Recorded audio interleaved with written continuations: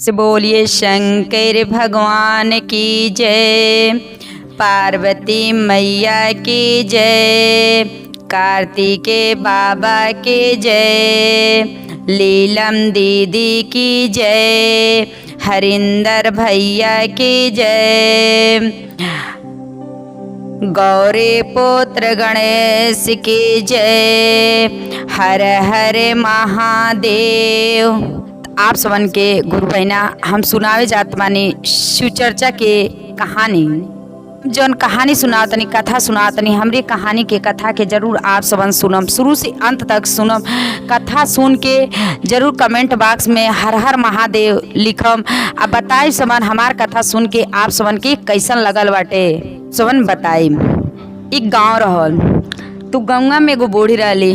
तो बुढ़िया के एगो बेटा देले रहने भगवान, एगो बेटा भोलेनाथ एगो बेटा देले रहने।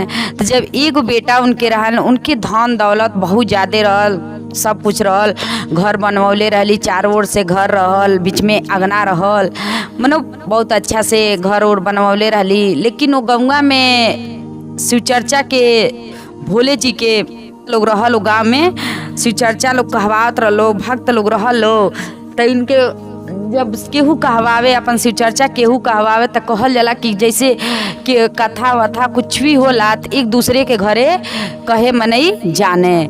तो मेहरारू घरे कहे जाली। तो मेहरारुआ जात रहे, जे शिव चर्चा कहवात रहल ते जात रहल, कहत रहल कि ये गुरु महीना आज हमारे घरे शिव चर्चा हुई, आप चली आई। तो ई कहल जाला इनके भगवान जब धन देले रहने, सब कुछ रहल, ती काहे शिव चर्चा की कथा सुने जा। ती शिव चर्चा के कथा ना सुने जात रहली, सुने ना जात रहली। तो केहू कहत रहल तो ना जात रहली, आ केहू कह देत रहल ना जात रहली। तो कहत रहली कि ए गुरु भाई ना आपसे कहले रहनी कि हमारे घर में शिव चर्चा हुई तो आप चलिए। तो कहत रहली कि हाँ हमके कामे से छुट्टी मिली तब नहीं आई, हम शिव चर्चा कर। आप भोलेनाथ हमके कौन चीज कमी कैले बने। आ तोहर लोगन तो कहल जाला भोलेनाथ के शंकर जी के मनबे करेला लोगन, ऊ तो अवघड़ हमें, मनो अवघड़ हमें, अवघड़दानी हमें, ऊ अपने टूटही मड़ई में झोपड़ी में रहने, तू का दूसरे के धन दिए। जब अपने अगर भगवान रहने, अपने का टूटही मड़ई में रहने, अपने ना टूटही मड़ई में रहल रहते तो तब ने कहती। कहल रहल कि कहल जाला कि शंकर भगवान टूटहिए मड़इये में रह के अपन जिंदगी काट ले गए ने। लेकिन दूसर केहू उनसे आशीर्वाद मांगत रहल, तू आशीर्वाद दे के धने धन कह देत रहने। केहू कोनो दुख होत रहल तो कह दे गेला केहू कि हे शंकर भगवान, हे भोलेनाथ हमार दुख हर ल तू, हमार दुख हर ल तोके काहे जे दिल से उनके लगे रो नाई दे तेकर काहे दुख हरी नाई ले। तो कहे कि ई गुरु मैं ई कहे कि हाँ चला तो अलन के कहल बहुत होता टे।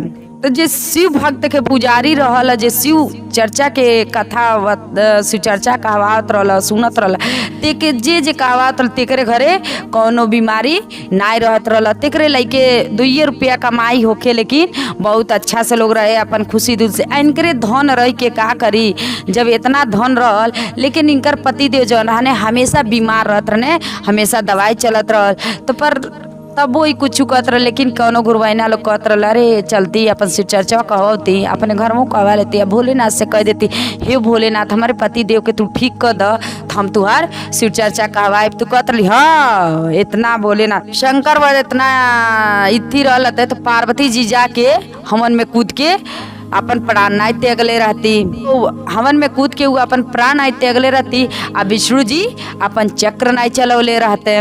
ऐसे केहू कहे तई शंकर भगवान के जहाँ रहे, शंकर भगवान के कुछ माने ना कहे शंकर भगवान।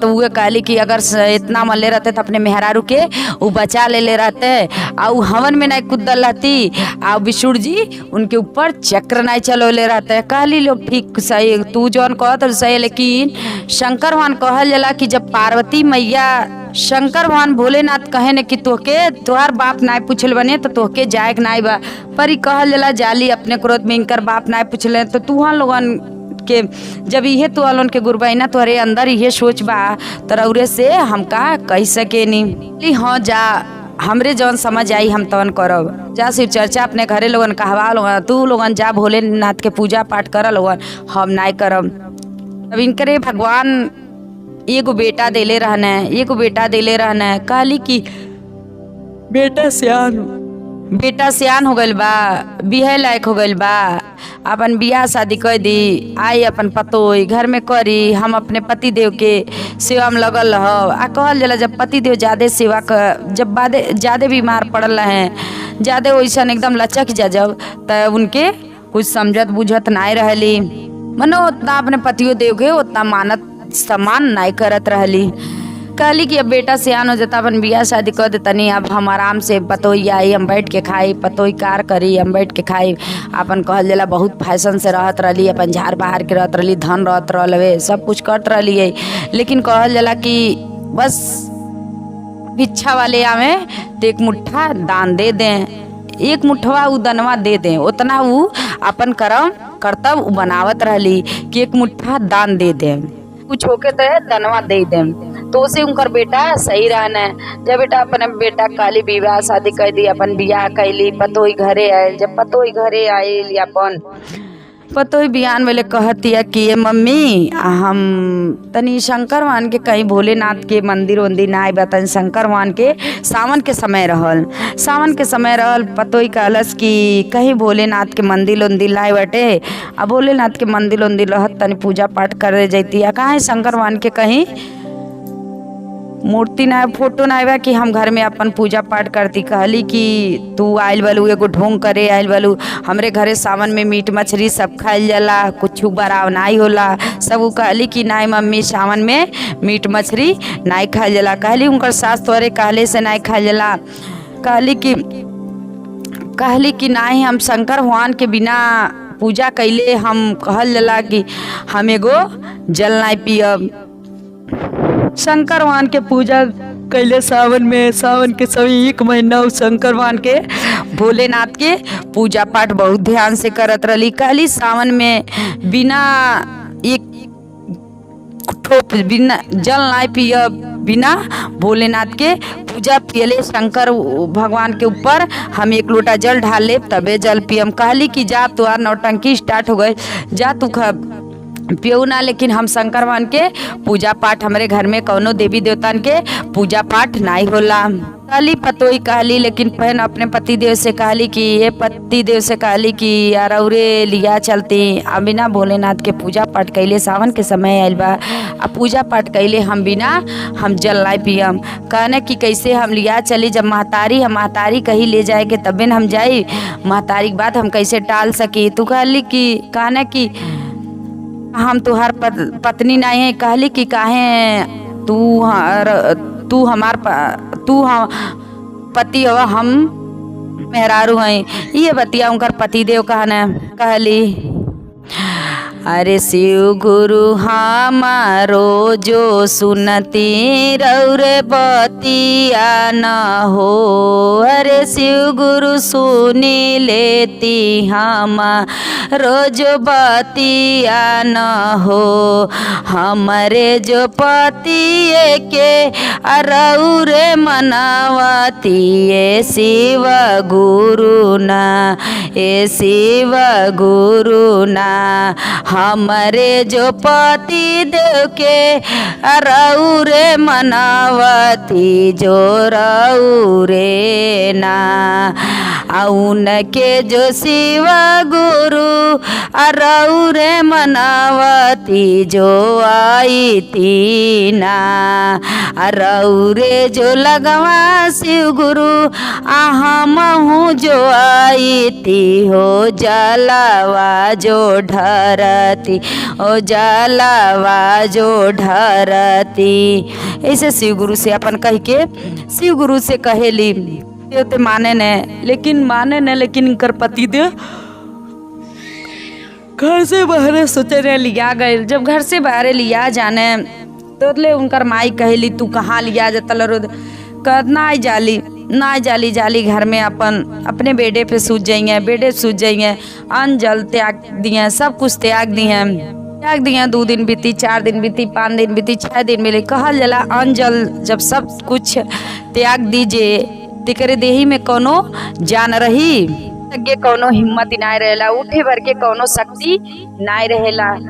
तो नाय जब शक्ति रही उठे भर के, तो शंकर भगवान कहे ने, पार्वती जी कहेली शंकर भगवान से देव आऊ जौन सिसिया वाली राउर पुजारी हई अरौरे काहे उनके पे दया बरसात नाय बनी अरौरे दया बरसौती कि रौरे के नाम पे अरौरे के जे बिना एक लोटा जल पियोले बिना वन जल त्याग के सब अपने बेड पे पड़ल वाली कि उनके शरीर में उठे भर के शक्ति नाई बटे कि रौरे काहे अपन दया नाई बरसाओ तनी कि महादेव कहे ने कि का दया बरसाई कैसी का करी कहेली कि रौरे धरती पे जाई रौरे धरती पे जाई और शिशिया के घर में जाई रौरे अपन दया बरसाई और शिशिया रौरे के ऊपर एक लोटा जल चढ़ा दी तो शिशिया तब्बे खाना खाई।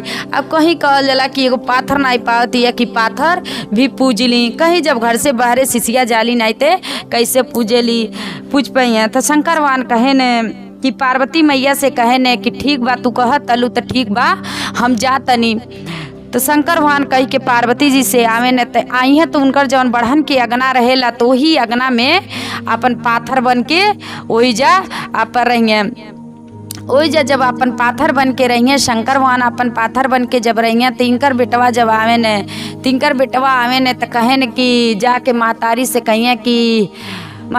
कहिए कि देखा आगना में इतना बड़न के पाथर आइल बा। तिनकर बेटवा ना जाने ने कि वो शंकर भगवान होंगे तो अपने मेहरारू से ही कैसे जाके कहे कि वो शंकर भगवान हमें जाके कहे न कि ए मम्मी अगना में पाथर आइल बाटे हवा के साथ थोड़ा आइल पत्थरा कि ताकि ना केहू कहे कि ले आके तो सब केहू सोचेला कि आनी पानी में फिर भी सोची कि इतना बड़हन पाथर ते आनी पानी में ना आ सकेला। जइहे तो अपने पति देव के बोला के ही ले कहिए कि लड़का के दादा आइए लड़का के महतारी लड़का के दादा के बोला के ले कहिए कि चलब अगनवा में बहुत बढ़न के पाथर आइल बा। कहे न कि कहाँ तुरंत कहल जाला कि इनकरे जौन दुख रहेला उठे भर के इनके लगे उतना शक्ति इनहू के लगे नहीं रहेला बीमारी से ही तो पड़ल है न।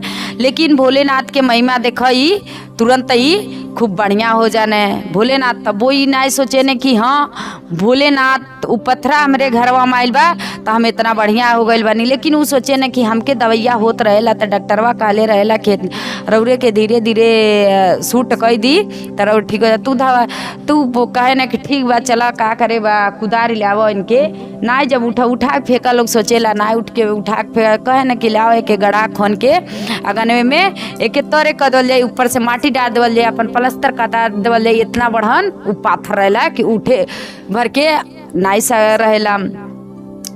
तू करे ना कुदारी से जब खनत रहे ना तो कुदारी से खनत रहे ना लेकिन पथरा नाई नीचे जाला कुदरिया से जितना धरतिया खनत रही अपनी नीचे जाइए पर पथरा नाई नीचे जाई। जब पथरा नाई नीचे जाई तो कुछ देर में पतोहिया से लोग कहे पतोहिया आवेली उठ के आवेली कहली भोलेनाथ उनके देने शक्ति उठ के आवेली कहली कि ये पापा ये मम्मी कहली कि केहू नहीं और शंकर भगवान में तूहन लोगन काहे रौरे सबन काहे उनके फेंकतनी कहली कि तोहरे कहले से कह दी उस शंकर भगवान है कहली हाँ सावन के समय रहेला न कहली हाँ उस शंकर भगवान है वो भोलेनाथ हमें।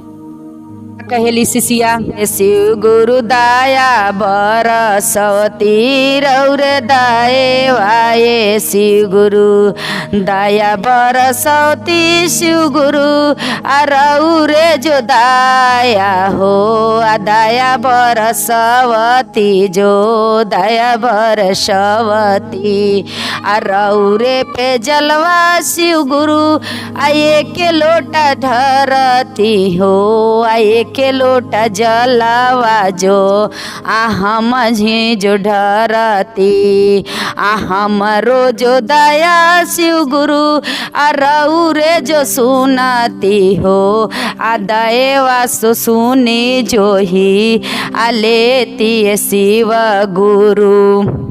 पाथर जब उठ के ना फेंकाई जब पाथर वैसे कैसे रही जब तो कहेली ई शिशिया अब कहल जाला कि जब पथरा वहाँ बात का करेली अब रोज नहाली धोएली अब एक लोटा जल अपन डारे लगेली उनके एक लोटा अब जल चढ़ावे लगेली जब जल चढ़ावे लगेली अपन तब खाना खाए हुए लगेली अपन अच्छा से रहे लगेली घर परिवार में अच्छा से अपन रहे लगेली अपन एक लोटा नहा ली जल ढार देली जल ढार के अपन सब पूजा पाठ करके अब अच्छा से अपन रहे हुए लगेली। जब अच्छा से रहे हुए लगेली भगवान उनके भोलेनाथ बहुत अच्छा के 2 पुत्र पैदा देने दूगो संतान पैदा होने। जब दूगो संतान पैदा हुए, जन दूगो जानी दोनों बेटवा पैदा होने। जब दोनों बेटवा पैदा हुए तो कहल जाला केहू के ऑपरेशन होतला केहू के, लेकिन उनकर जौन दोनों बेटवा भैने नॉर्मल भैने, बहुत अच्छे से भैने, ने 1 रुपया के दवाई लगल, कुछ लगल, कुछ नहीं भइल। कहल जाला शंकर भगवान के भोलेनाथ के इतना पुजारी रही कि शंकर भगवान के जब तक 1 लोटा उ जल नहीं चढ़ा लेली तब तक सावन में वो जल नहीं पियली, खाना नहीं खैली, अपने प्राण के त्याग देहली। मर जाई पर हम 1 लोटा जल नहीं पियम। उनकर दूगो लाल पैदा भइने, खूब अच्छा के दूगो लाल पैदा भइने। अपन बड़ भइने सब खिया पियौली, अपन इनकर पति देव अपन कमात रहने, सब अच्छे से अपन लोग रहत रहलो। दूगो बेटा पैदा भइने, अपन शादी विवाह कैली, दूगो पतोही अइली, बहुत खुशी से अपन जात रहली शिव चर्चा में। शिव चर्चा के कथा सुनत रहली है। जौन ई बूढ़ी रहली है, जौन सासत इनकर कैले रहली पतोहे के, एगो पूजा पाठ कैले खातिर इनकर जब सासत कैले रहली है तो कहल जाला कि ससुर तो मर गई न, लेकिन सास रहली। शंकर भगवान इनके इतना दुख देने, इतना दुख देने, इतना दुख देने। कहल जाला ई भोले बाबा के पुजारी रहली। कहेली कि जा हे शंकर भगवान, जौन कैली तौनी कैली, हम इनकर पतोही हई के जौन कैले वाली ठीक बा, हमके ना पूजा पाठ कैले देले वाली, लेकिन हम इनकर पतोही हैं। जौन दुख तू डार तल तो सब हमें करे पड़ता कि हे भोलेनाथ, हे शंकर भगवान, तू इनके ठीक कर। दूगो जौन लागल देले वाला तो उनकर दोनों जाने के डॉक्टर बनौने, एक जाने के इंजीनियर। खाली दोनों जाने के बियाह शादी कर देता नी, आ बियाह शादी कर देता नी, अपन लोग घर में दोनों पतोही लोग आए लो।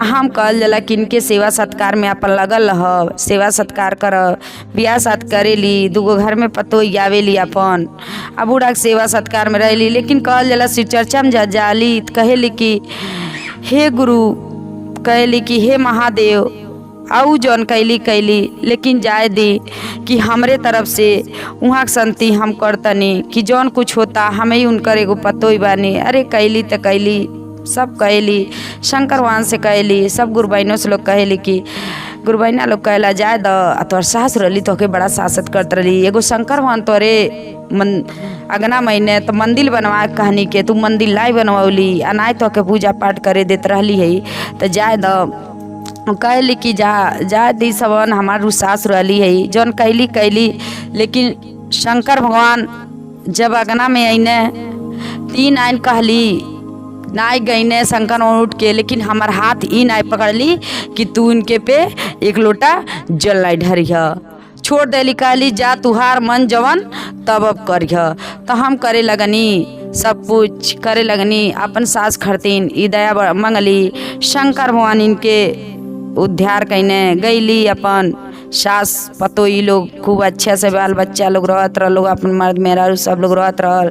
कहल जाला कि शंकर भगवान के अगर हम भोलेनाथ के पूजा पाठ करतनी तो जे अगर तोहरे साथे कैल तो कहल जाला कि हे भोलेनाथ कि आदमी हमरे साथे, हमार परिवार हमरे साथे काहे ये तर करता, उनकर बुद्धि उनकर दिमाग तो ठीक कर कि वो हमके मान जान करे, हमके सम्मान करें। तो ये शंकर भगवान से कहल जाला कि ना कहल जाला कि हम पूजा भगवान से करी, कहीं हे भगवान तू उनकर हमके जे ना मानता ते के हम बिगाड़ दी। हर हर महादेव।